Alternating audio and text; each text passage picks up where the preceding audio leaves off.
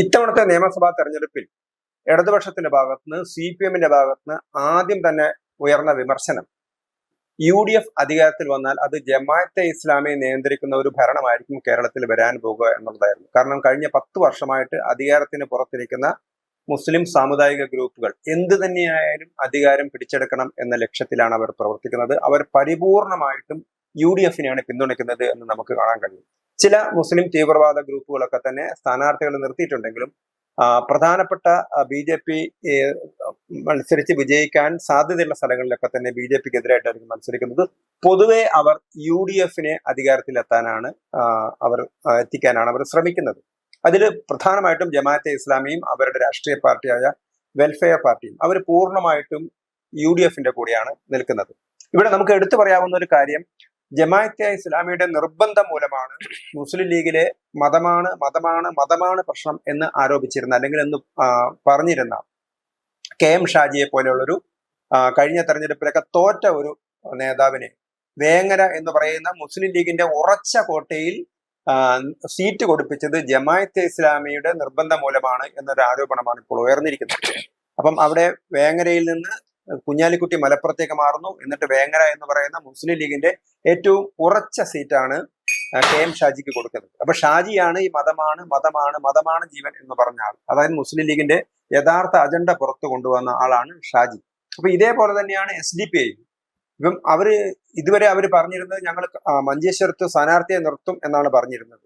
പക്ഷെ ഇപ്പോ അവര് BJP-യെ തോൽപ്പിക്കാൻ വേണ്ടി അവർ മുസ്ലിം ലീഗിനെ ജയിപ്പിക്കാൻ വേണ്ടി പരസ്യമായിട്ട് SDPI നിർത്തുന്നു.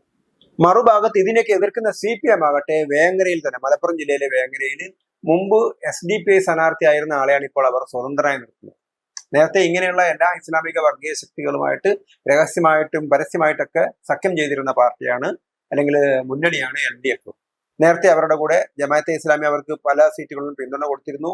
കാന്തപുരം AP സുന്നി അവരുടെ കൂടെ ഉണ്ടായിരുന്നു. ഇപ്പോൾ അവർ ഏതായാലും UDF-നെയാണ് ഇക്കാര്യത്തിൽ വിമർശിക്കുന്നത്. അപ്പൊ കേരള രാഷ്ട്രീയം ഏതാണ്ട് പൂർണ്ണമായിട്ട് മുസ്ലിം വർഗീയ ശക്തികളുടെ സ്വാധീനത്തിന് വഴിപ്പെടുകയാണോ, അല്ലെങ്കിൽ അടുത്ത തവണ UDF അധികാരത്തിൽ വരികയാണെങ്കിൽ അത് മുസ്ലിം വർഗീയ ശക്തികളുടെ ഒരു താണ്ഡവം നൃത്തമാടലായിട്ട് മാറുമോ എന്നുള്ളൊരു ചോദ്യമാണ് ഇപ്പോൾ ഉയരുന്നത്.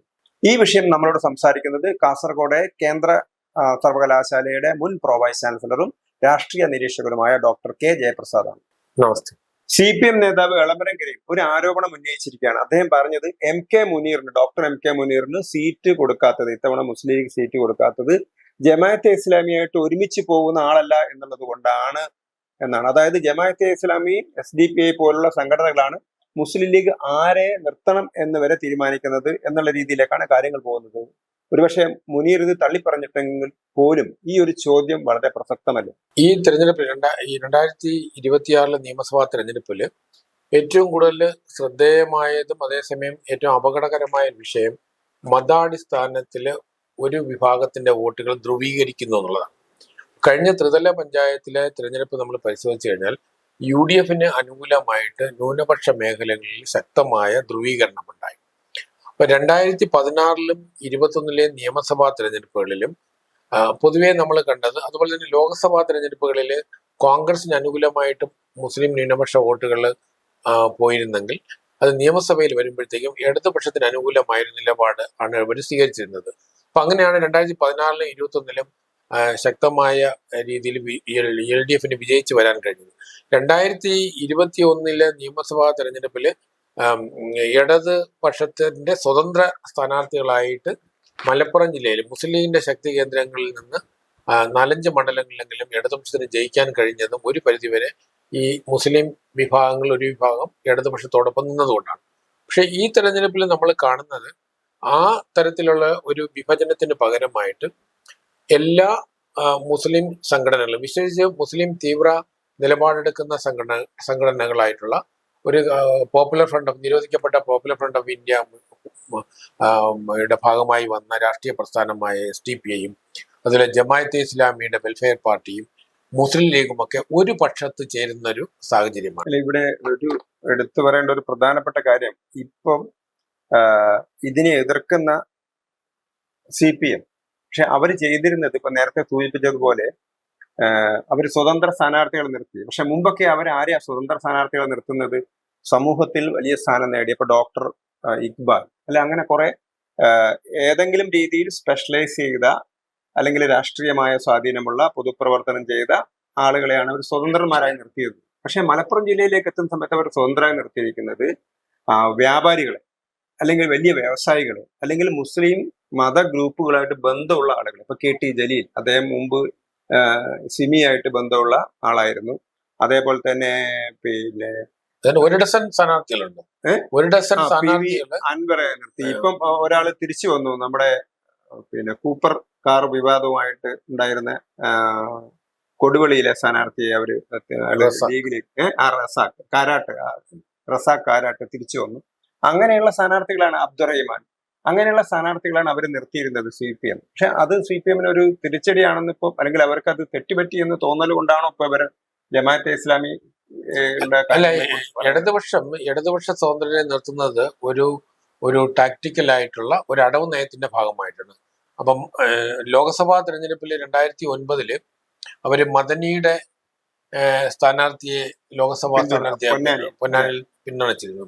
അപ്പൊ ആ തരത്തില് പലപ്പോഴും തീവ്ര ഇസ്ലാമിക സംഘടനകളുമായി അല്ലെങ്കിൽ അവരുടെ സപ്പോർട്ട് കിട്ടുന്ന മുസ്ലിം ലീഗിനെതിരായി വന്ന പല പ്രസ്ഥാനങ്ങൾ, അത് ആദ്യകാലത്ത് INL, അതുപോലെ തന്നെ പിൽക്കാലത്ത് നമ്മുടെ ബാബറി മസ്ജിദിന്റെ ഇഷ്യൂ വന്നതിന് ശേഷം അവര് മദനിയുടെ പാർട്ടിയുമായിട്ടും പിന്നീട് SDPI പോലെയുള്ള പ്രസ്ഥാനങ്ങളുമായിട്ടും വെൽഫെയർ പാർട്ടിയുമായിട്ടും ജമാഅത്തെ ഇസ്ലാമിന്റെ വെൽഫെയർ പാർട്ടിയുമായിട്ടും ഒക്കെ സഹകരിക്കുന്ന സമീപനമുണ്ടായി. ആ കാലഘട്ടത്തിൽ അവര് ചെയ്തത് ഇവർക്കും കൂടെ സ്വീകാര്യനായിട്ടുള്ള പൊതു സ്വതന്ത്രന്മാരെ ഇടതുപക്ഷ ബാനറിൽ നിയോഗിക്കുകയായിരുന്നു. അല്ല, അതുകൊണ്ട് മുസ്ലിം ലീഗ് എന്താണ് ചെയ്തത്?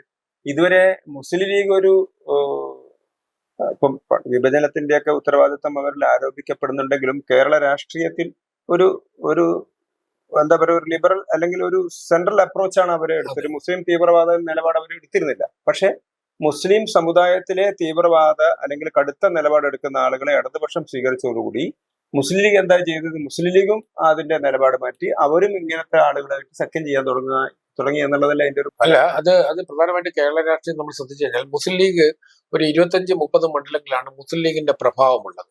അപ്പൊ അത് പൊതുവെ UDF അനുകൂലമായ ഒരു അവസ്ഥയിലായിരിക്കും നിൽക്കുക.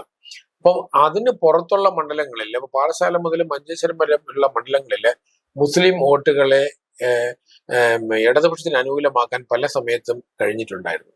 അപ്പം മുസ്ലിം ലീഗിന് 2021 തെരഞ്ഞെടുപ്പ് കഴിഞ്ഞപ്പോഴത്തേക്കും മലപ്പുറം ജില്ലയിലും ഇടതുപക്ഷ സ്വതന്ത്രര് കൂടുതൽ ജയിക്കുന്ന ഒരു സാഹചര്യം ഉണ്ടായി. അല്ലെങ്കിൽ മുസ്ലിം ലീഗിന്റെ മേഖലയിൽ നിന്ന് 4-5 സ്വതന്ത്രര് ജയിച്ചു വരുന്ന സാഹചര്യം ഉണ്ടായി. അപ്പൊ അത് മുസ്ലിം ലീഗ് നേതൃത്വത്തിന് ഒരു അങ്കലാപ്പ് ഉണ്ടാക്കിയിരിക്കണം. അതുകൊണ്ടാണ് അവർ കുറച്ചുകൂടി ലിബറൽ എന്ന് വെച്ചാൽ ഈ തീവ്രവാദ സംഘടനകളെ അക്കോമഡേറ്റ് ചെയ്യുന്ന ലിബറൽ നിലപാടെടുത്തുകൊണ്ട് വെൽഫെയർ പാർട്ടിയെ ശക്തമായി എതിർത്തിരുന്ന ഒരു കാലഘട്ടത്തിൽ, അതായത് ജമാഅത്തെ ഇസ്ലാമിയുടെ എതിർത്തിരുന്നവരായിരുന്നു. ആ ജമാഅത്തെ ഇസ്ലാമി ഉൾക്കൊള്ളുകയും ഈ തെരഞ്ഞെടുപ്പിൽ SDPI ഉൾക്കൊള്ളുകയും SDPIയുടെ സ്ഥാനാർത്ഥി കോൺഗ്രസിന്റെ പ്രഷർ മാനിച്ചിട്ടാണ് മഞ്ചേശ്വരത്ത് സുരേന്ദ്രനെതിരെ മത്സരിച്ചിരുന്ന സ്ഥാനാർത്ഥി പിൻവാങ്ങിയിട്ടിരുന്നത്. അതുപോലെയുള്ള മറ്റു പല മണ്ഡലങ്ങളിലും അവരിന്നിപ്പം UDF അനുകൂലമായിട്ടാണ് നിലപാടെടുക്കുന്നത്. പക്ഷെ ഞാൻ മനസ്സിലാക്കുന്നത് ചില മണ്ഡലങ്ങളിലെങ്കിലും SDPIയുടെ വോട്ടുകൾ ഇടതുമുന്നണിക്ക് അനുകൂലമായിട്ട് വരും. കാരണം SDPIയുടെയും വെൽഫെയർ പാർട്ടിയുടെയും സമീപനം എന്ന് പറയുന്നത് BJPയുടെ വിജയസാധ്യതയുള്ള മണ്ഡലങ്ങളിൽ മുന്നണി ബന്ധം നോക്കാതെ ആരാണോ നെക്സ്റ്റ് ചാൻസ് വരുന്നത് അല്ലെങ്കിൽ അവർ പ്രതീക്ഷ ആ വോട്ടിലേക്ക് അവർക്കേക്ക് പോകും. ഉദാഹരണത്തിന് വടക്കൻ തെക്കൻ ജില്ലകളിൽ പോലെയുള്ള ഇവിടെ ലീഗിന് വലിയ സ്വാധീനമില്ല, പക്ഷെ മുസ്ലിം സംഘടനകൾക്ക് സ്വാധീനമുണ്ട്. ഇപ്പം കടകംപള്ളി സുരേന്ദ്രൻ തുടർച്ചയായിട്ട് കഴക്കൂട്ടത്ത് ജയിക്കുന്നു. പക്ഷെ ലോക്സഭാ തെരഞ്ഞെടുപ്പിൽ LDFന് കിട്ടുന്നത് 27% വോട്ട് ഒക്കെയാണ് കിട്ടുന്നത്. അത് നിയമസഭാ തെരഞ്ഞെടുപ്പ് എത്തുമ്പോഴേക്ക് 40%, 45%-ലേക്ക് എത്തുകയാണ്. ഇപ്പൊ തിരുവനന്തപുരം ജില്ലയിൽ ഇപ്പൊ BJP ശക്തമായ സാന്നിധ്യം അറിയിക്കുന്ന തിരുവനന്തപുരം ജില്ലയിൽ ഈ മുസ്ലിം വോട്ടുകൾ കൂടുതൽ ഇടതു മുന്നണിയിലേക്ക് പോകാനുള്ള സാധ്യതയുണ്ട്. കാരണം BJPയുടെ സാധ്യത ഇല്ലാതാക്കാനാണ്. കാരണം കോൺഗ്രസ്, ഉദാഹരണത്തിന് തിരുവനന്തപുരത്തെ പല മണ്ഡലങ്ങളിലും കോൺഗ്രസിന് വിജയ സാധ്യത വളരെ പരിമിതമാണ്. കാരണം 2011 ശേഷമുള്ള 2006 മുതലുള്ള ചരിത്രം നമ്മൾ പരിശോധിച്ചു കഴിഞ്ഞാൽ തിരുവനന്തപുരം, കൊല്ലം, ആലപ്പുഴ, പത്തനംതിട്ട ജില്ലകളിൽ ഏതാണ്ട് പൂർണ്ണമായിട്ട് കോൺഗ്രസ് അര ഡസൻ സീറ്റ് പോലും ലഭിക്കാത്ത സാഹചര്യമാണ് കോൺഗ്രസിനുള്ളത്. ഇപ്പൊ കഴിഞ്ഞ തെരഞ്ഞെടുപ്പിൽ തിരുവനന്തപുരം ജില്ലയിൽ ഒരു സീറ്റും, കൊല്ലത്ത് 2 സീറ്റും, ആലപ്പുഴയിൽ 1 സീറ്റ്, ആ തരത്തിൽ പത്തനംതിട്ടയിൽ 1 സീറ്റ് പോലും കോൺഗ്രസ് ലഭിക്കാത്ത സാഹചര്യം ഉണ്ടായി.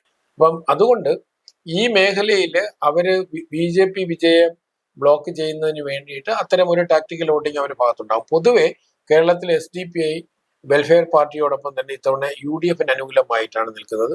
പക്ഷേ ചില ജില്ലകളിലെ മണ്ഡലങ്ങളിൽ വ്യത്യസ്തമായ സമീപനം ഉണ്ടാവും. ഇവിടെയാണ് നമ്മൾ കേരളത്തിലെ പ്രബുദ്ധരായ വോട്ടർമാർ വളരെ കരുതലെടുക്കേണ്ടത്. അപ്പം തീവ്രവാദ സ്വഭാവമുള്ള രാഷ്ട്രീയ പ്രസ്ഥാനങ്ങൾ കൂടെ പിന്തുണയ്ക്കുന്ന ഒരു UDF അധികാരത്തിൽ വരികയാണെങ്കിൽ ശ്രീ വെള്ളാപ്പള്ളി നടേശനൊക്കെ മുന്നിൽ വെച്ചതുപോലെയുള്ള ഒരു വളരെ അപകടകരമായ ഒരു സാഹചര്യമുണ്ടാകും. കാരണം UDF എന്നുള്ള മുന്നണി സഖ്യത്തില് ഇന്ന് കോൺഗ്രസ് കഴിഞ്ഞാൽ പ്രബല രാഷ്ട്രീയ ശക്തി എന്ന് പറയുന്നത് മുസ്ലിം ലീഗാണ്. ഇപ്പൊ നിലവിലുള്ള നിയമസഭയിൽ തന്നെ കോൺഗ്രസിന് 20-21 സീറ്റുള്ളപ്പോൾ 15 സീറ്റുമായിട്ട് മുസ്ലിം ലീഗ് തൊട്ടടുത്തുണ്ട്.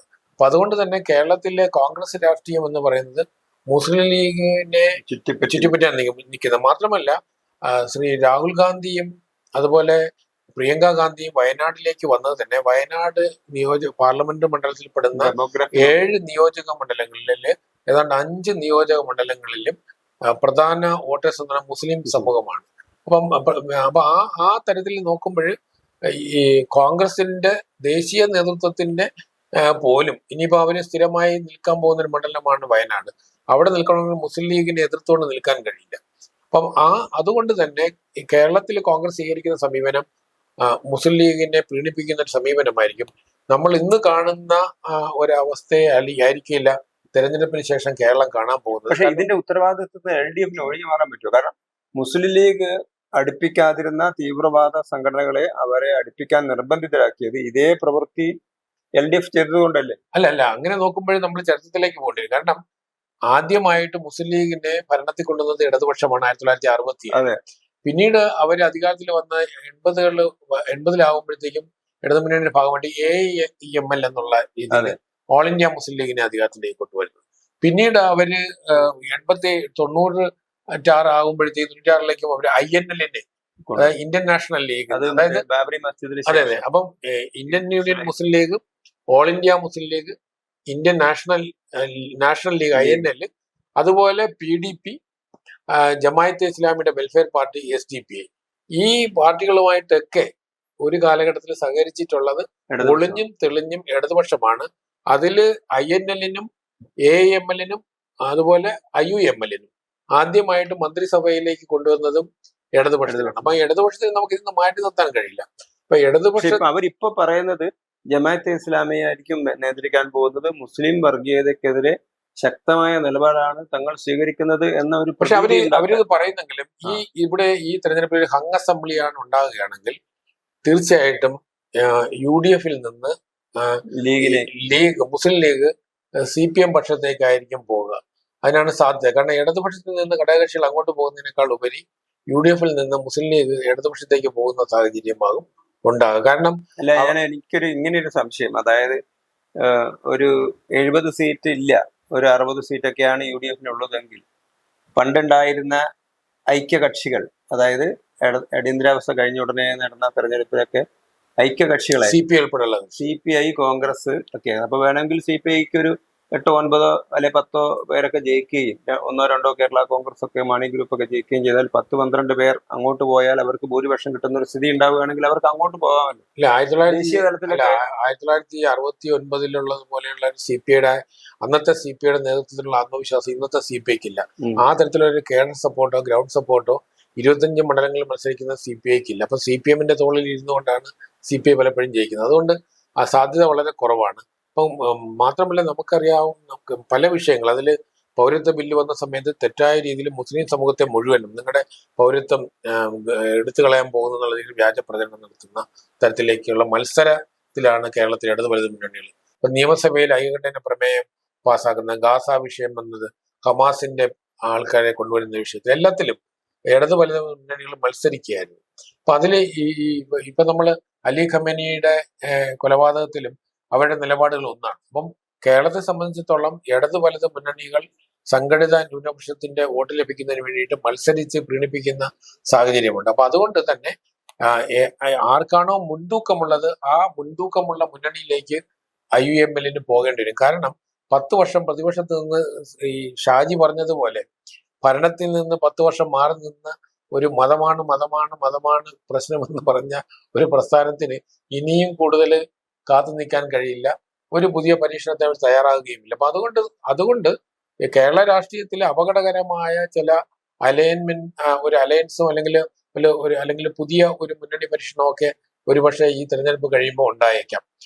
അതുകൊണ്ട് കേരളത്തിലെ പ്രബുദ്ധരായ വോട്ടർമാർ, അത് ജാതി മതത്തിന് വ്യത്യസ്തമായിട്ട് ഇത്തരം കാര്യങ്ങൾ തിരിച്ചറിയുകയും യഥാർത്ഥത്തിൽ തീവ്രവാദ സമീപനമുള്ള പ്രസ്ഥാനങ്ങളെ മുഖ്യധാര രാഷ്ട്രീയത്തിൽ നിന്ന് മാറ്റി നിർത്തുന്ന ഒരു സമീപനം ഉൾക്കൊള്ളുകയും വേണം. ആ തരത്തിലുള്ള ചർച്ചകൾ ഉണ്ടാവണം ഈ തെരഞ്ഞെടുപ്പ്.